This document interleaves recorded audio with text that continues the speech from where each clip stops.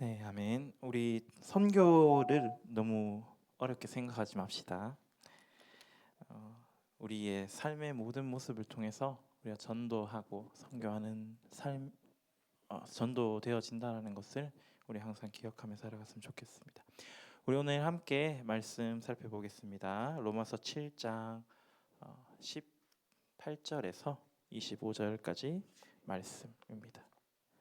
로마서 7장 18절에서 25절까지 말씀, 신약 성경 248페이지 정도에 있습니다. 저와 여러분들이 한 절씩 교독하여 읽도록 하겠습니다. 저와 여러분들이 한 절씩 교독하여 읽고 마지막 절은 함께 읽겠습니다. 제가 먼저 읽습니다. 내 속 곧 내 육신에 선한 것이 거하지 아니하는 줄을 아노니 원함은 내게 있으나 선을 행하는 것은 없노라.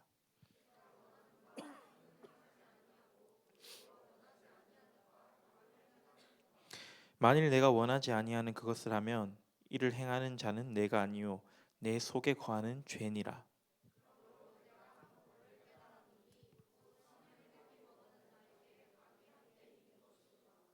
내 속사람으로는 하나님의 법을 즐거워하되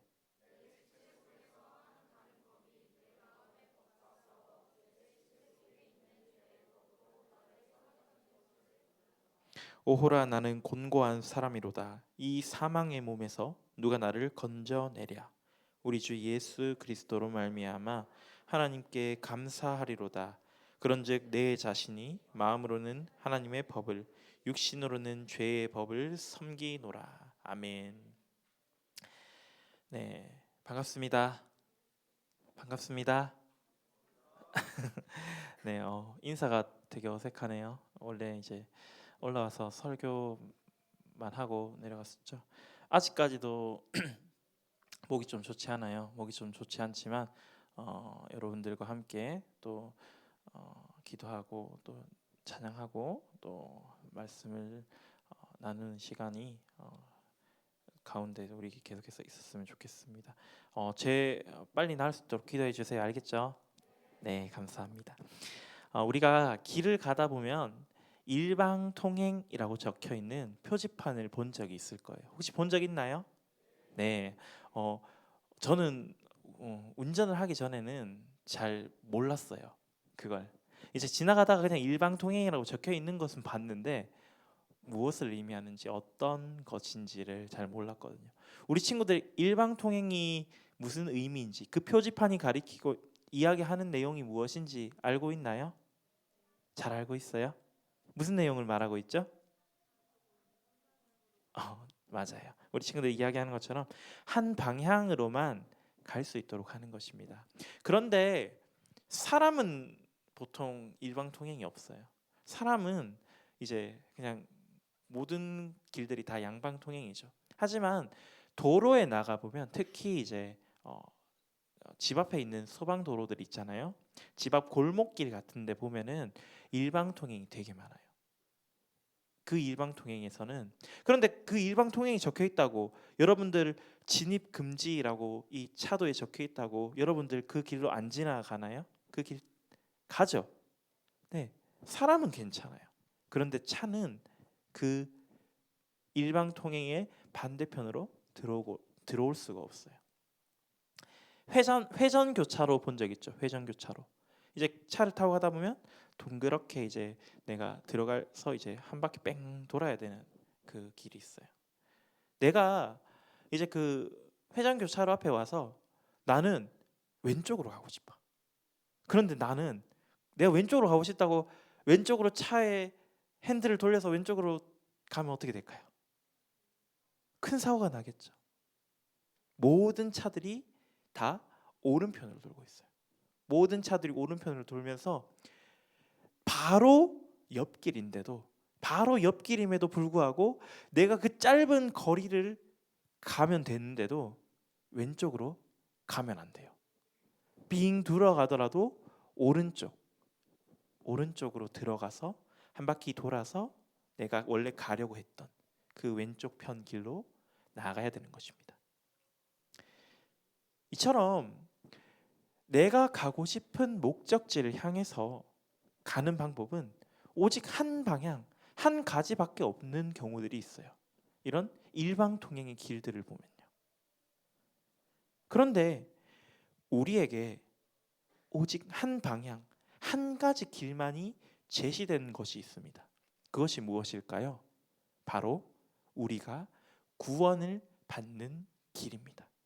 우리가 구원을 받는 방법입니다. 바울은 오늘 읽은 말씀 중에 24절 말씀에서 자신을 곤고한 사람이라고 표현해요. 곤고하다라는 말이 무엇일까요? 곤고하다. 혹시 아는 친구 있나요?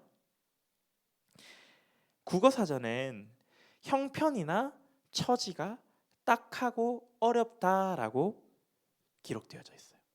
우리가 쉽게 쓰는 말로 무엇이라 할 수 있을까요? 그렇죠.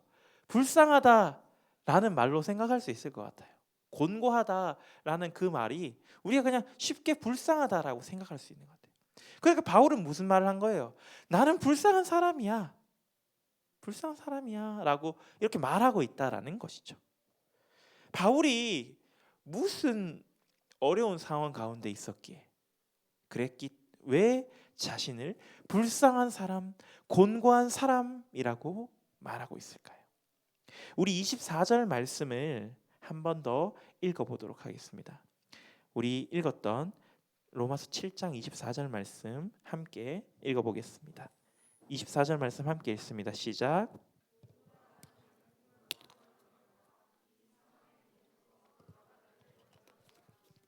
아멘.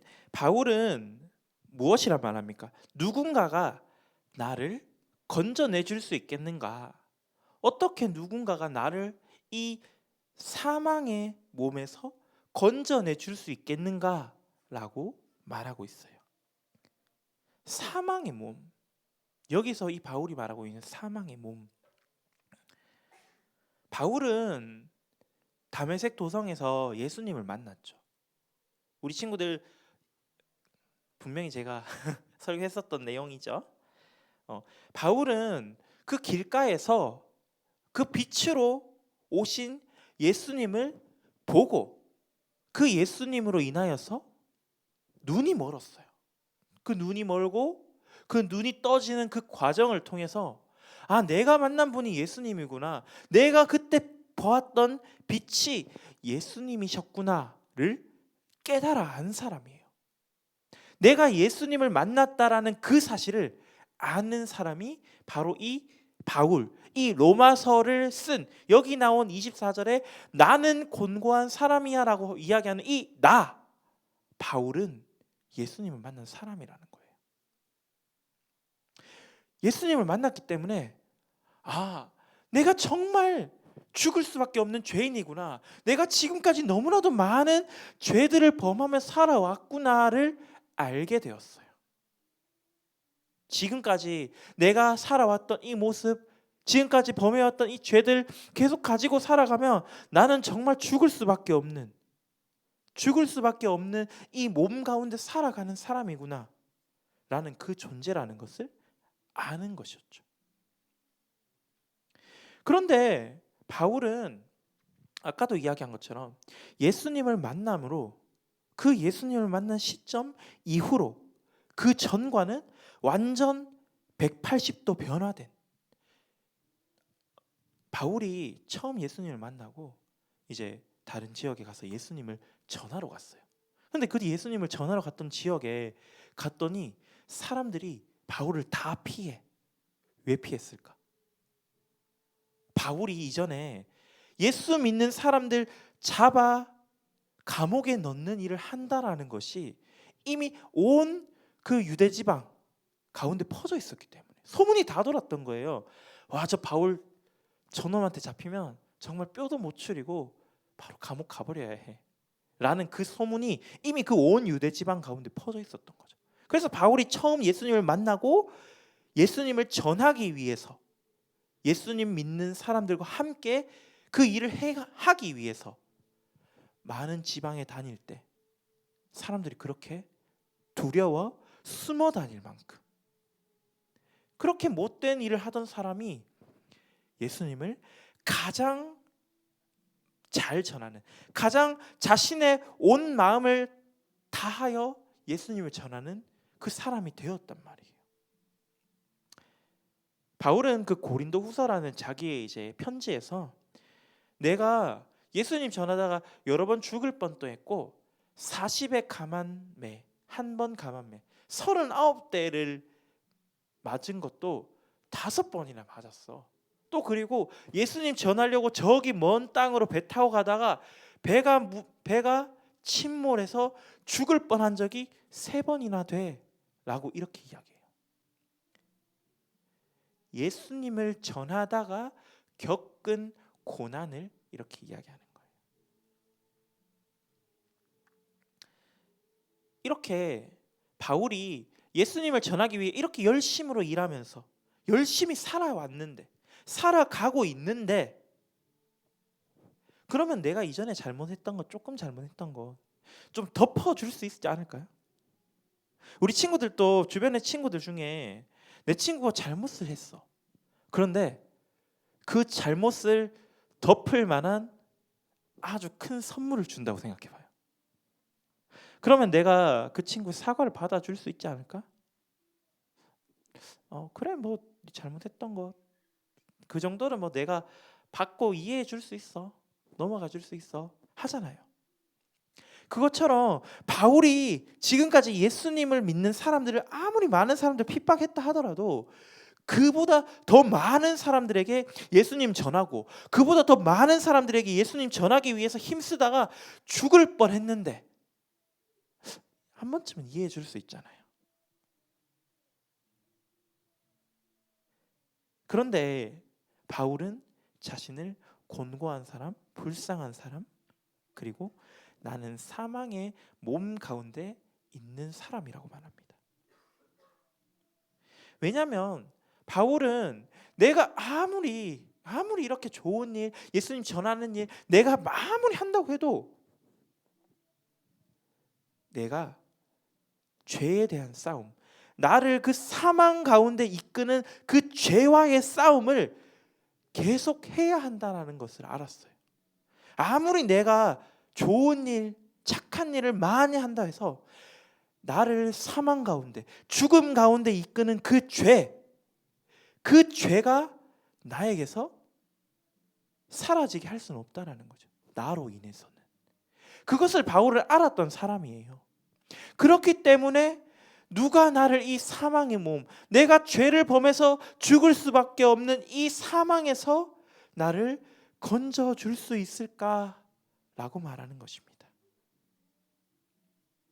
구원받은 사람, 새로운 삶을 살게 된 사람이라면 하나님 나라의 백성답게 살아야겠죠.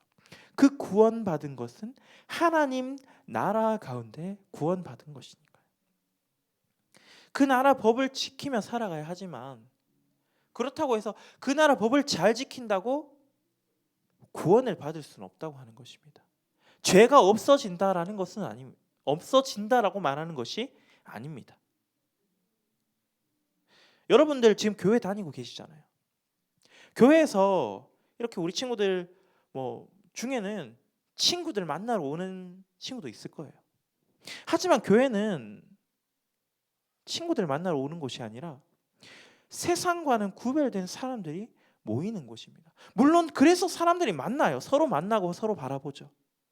하지만 우리가 이 교회에 오는 목적이 친구 만나러 오는 것은 아니다는 것입니다. 먼저 첫 번째 되는 목적은 세상과 구별된 채, 죄악과는 구별이 된 채 거룩한 모습으로 살아가는 사람들이 이곳에 모이는 거예요.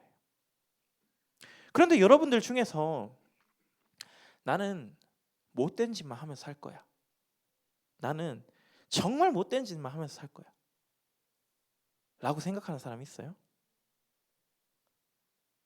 혹은 주변에 우리 학교에 정말 이 친구는 누가 봐도 정말 이제 일진, 양아치라고 이야기해요.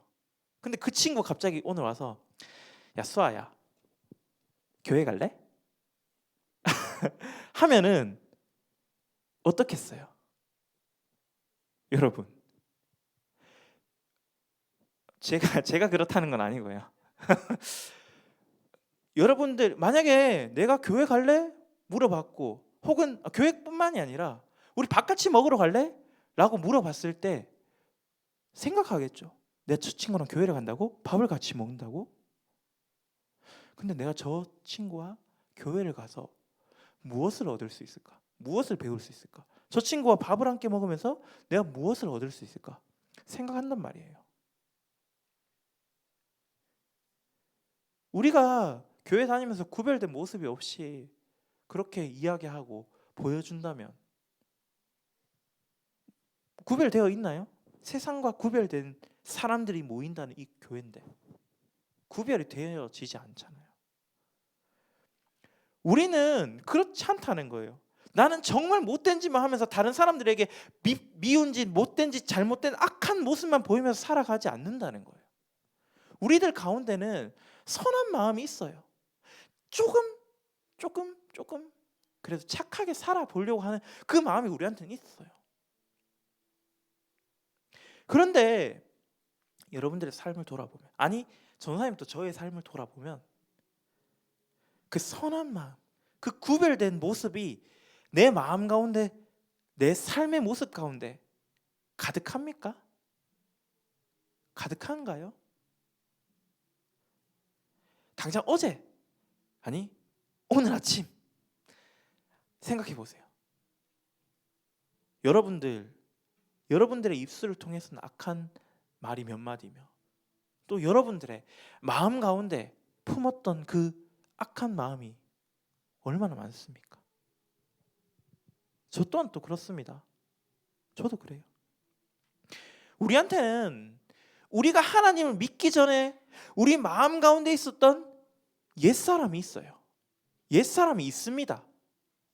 예수님을 믿음으로 우리가 새 사람을 얻었다, 새 사람을 입었다라고 말을 하잖아요. 하지만 그렇다고 해서 예수님을 믿음으로 새로운 사람, 새로운 삶을 살게 되었지만 여전히 내 가운데는, 나의 마음 가운데는 내가 이전에 예수님을 알지 못했을 때에 범했던 죄의 모습들, 죄의 모습을 가지고 살아가게 하는 그 마음이 가득하다는 거예요. 있다는 거예요. 그것은 없어지진 않아요. 그건 없어지지 않아요.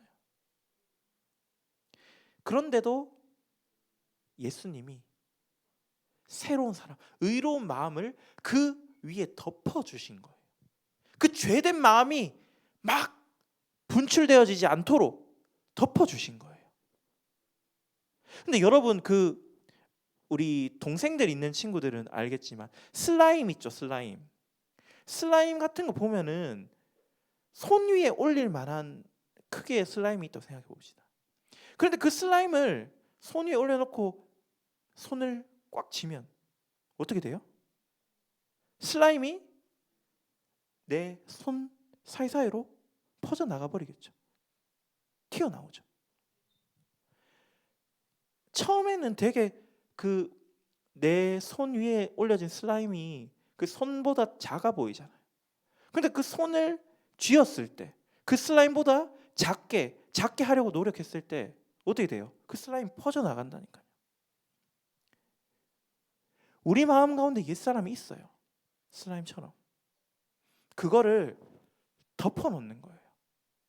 하나님이 주신 의로운 마음으로. 의로. 그런데 그 의가 보자기처럼 우리의 마음을 이렇게 감싸 안아 있다고 생각해 본다면, 그런데 그 보자기를 뚫고 나갈 그만큼 죄가 우리 마음에 커져 버린다면, 혹은 그 보자기가 너무나도 작아서 우리의 죄된 마음을 덮을 수 없다면 어떻게 됩니까? 우리 마음 가운데 있는 그 죄들이 당연히 분출되겠죠. 표출되겠죠. 우리의 삶을 통해서 나타나지게 된다는 것입니다. 조사님 작년에 비해서 살이 좀 쪘어요. 작년에 이제 물론 이제 좀 꽤 됐긴 했지만 그래서 살을 좀 빼야겠다라고 생각했어요. 왜냐하면 작년에 입었던 옷이 안 맞더라고. 근데 그게 쉽지가 않아요. 쉽지가 않아요. 맛있는 것이 너무 많죠. 먹을 것에 대한 이 유혹, 이게 참 뿌리치는 건 쉽지 않은 것 같습니다. 늘어난 이 뱃살을 보면은 빼야겠다 생각을 하지만 이 맛있는 이제 치킨, 피자 이런 거 보면은 포기하기 쉽지 않잖아요. 그렇죠? 내가 아는 그 맛, 그게 얼마나 맛있는 건지 알면은 포기하기 쉽지 않습니다. 죄가 그래요. 내가 이미 알고 있는 것, 내가 알고 있는 것은 그것을 한 번 하는 것이 어렵지, 두 번, 세 번, 네 번 반복하는 것은 너무나도 쉬워요. 죄는 짓지 않기 위해서 부단히 노력해야 됩니다. 정말 열심히 노력해야 돼요. 그런데 우리가 아무리 그 죄를 짓지 않기 위해서 열심히 노력해도 하나님의 말씀에 그 죄에서 벗어나는 일을 하지 않는 것에 100% 완전하게 순종할 수가 없어요. 내가 조금만 한눈을 팔아도 그 죄의 마음이 계속해서 우리 마음 가운데 자라고, 그리고 우리를 죄의 지배 가운데 살아가도록 그렇게 만들어가요. 그래서 바울은 이제 22절에서 24절의 말씀에 내 안의 속사람은 하나님의 법을 즐거워하나 다른 법이 계속해서 그 마음의 법과 싸워 죄의 법이 나를 사로잡는 것을 본다. 나는 곤고한 사람이다 라고 이야기하는 것입니다. 그리고 그는 이제 해결책을 제시해줘요. 이렇게 우리 마음 가운데 죄된 마음과 하나님이 주신 그 마음이 싸우는 그 곤고한 내가 어떻게 해야 하는가. 우리 25절 말씀 함께 읽어보도록 할까요? 25절 말씀 함께 읽습니다. 시작.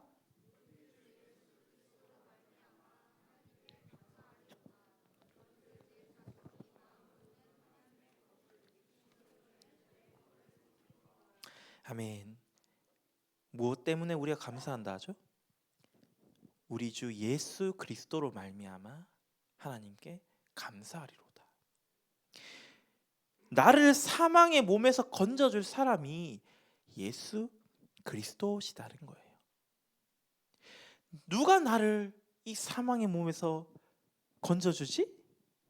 그건 바로 예수 그리스도.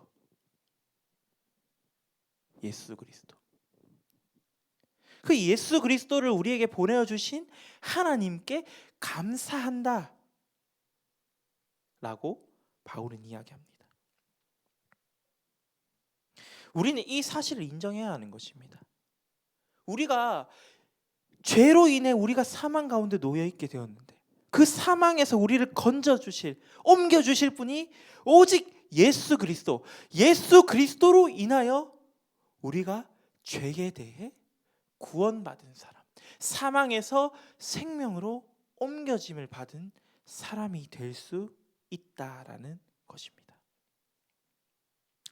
그리고 뒤이어 8장 1절과 2절에서 이제 그리스도 예수 안에 있는 자에게는 결코 정죄함이 없나니 이는 그리스도 예수 안에 있는 생명의 성령의 법이 죄와 사망의 법에서 너를 해방하였음이라 라고 말합니다.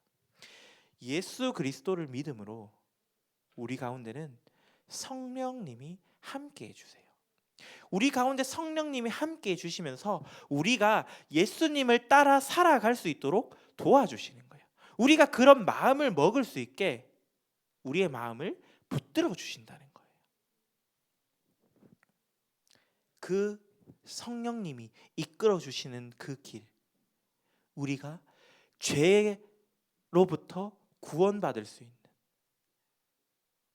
오직 예수 그리스도께서 우리를 위하여 십자가를 지심으로 그 십자가의 사건을 믿는 사람들이 마음 가운데 성령님을 모시게 되므로 그분의 법을 따라 살아갈 때 우리는 죄와 사망의 법에서 자유할 수 있게 되는 것입니다. 죄와 사망의 법에서 해방되게 되는 것입니다. 이제 말씀을 정리하도록 하겠습니다. 우리는 우리의 연약함을 인정해야 해요. 어떤 연약함? 죄가 나로 인해 해결되어질 수 있다라는 그런 마음에서 벗어나야 한다는 것입니다. 죄가 나 스스로는 해결되어지지 못한다는 그 연약함, 그 연약함을 인정해야 하는 것입니다. 오직 하나님만이 우리를 죄에서 자유롭게 하실 수 있어요. 오직 하나님만이 나의 죄를 용서해 주실 수 있어요. 우리는 세상 죄들 앞에서 매번 넘어집니다. 예수님 믿잖아요. 여러분들 예수님 믿으시죠? 아멘이십니까? 우리는 예수님을 믿지만 우리는 세상 죄 앞에서 매번 넘어진다는 것입니다. 그것도 매번 똑같은 죄로 넘어져요. 컨닝하는 친구는 매번 컨닝하고요. 욕하는 친구들은 매번 욕하고요. 술 마시고 담배 피우는 친구들 매번 술 마시고 담배 피우고, 음란한 마음 가진 친구들은 그 음란한 마음 때문에 매번 넘어지고, 아무리 내 노력과 내 의지, 새해를 시작하면서 작심삼일이 되었더라도 나는 결단하겠어 하면서 세우잖아요. 그 말에는 내가 넘어질 수 있다는 것을 인정한다는 거예요. 내가 넘어질 수 있다는 건 난 이미 알고 있다는 거예요. 세상의 일들 또한 내가 1년 지키는 것조차 어려운데 그 하나님의 일, 하나님의 법, 내가 어떻게 그것을 완벽하게, 완전하게 지켜낼 수 있겠습니까? 그때의 나를 도우시는 성령님을 기억하는 것입니다. 내가 이렇게 죄를 범하며 살아가는 것이 나의 연약함으로 인함임을 인정하면서, 하나님 도와주세요. 오늘도 제가 이 죄를 범하였습니다. 매번 지어가는 이 죄들 때문에 저는 매번 넘어집니다. 그러나 제가 더 이상 이 죄들로 인하여 넘어지지 않게 도와주시옵소서. 매번 내가 짓는 이 죄들로 인하여 넘어지지 않게 도와주시옵소서. 그렇게 기도하면서 나가는 거예요. 누구에게? 내 마음 가운데 계신 성령 하나님께 그 도우심을 구하며 나아가는 것입니다. 그때에 우리와 함께하여 계시는, 내 가운데 함께하여 주시는 성령님께서 우리가 그 죄를 이기고 그 죄에서 멀어진 모습으로 살아갈 수 있도록 우리를 도와주시는 것입니다.